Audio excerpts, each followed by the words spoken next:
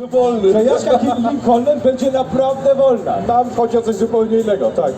No i cóż, i mamy też vouchery do Fun Parku.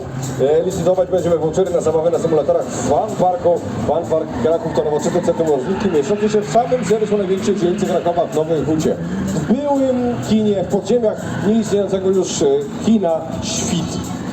No i cóż, trochę muzyki, zbierajmy się, organizujmy się. Trochę sportu, trochę zabawy, dużo serca, dużo wiary, uśmiechu i przede wszystkim wy i my dla Wielkiej Orkiestry Świątecznej Pomocy.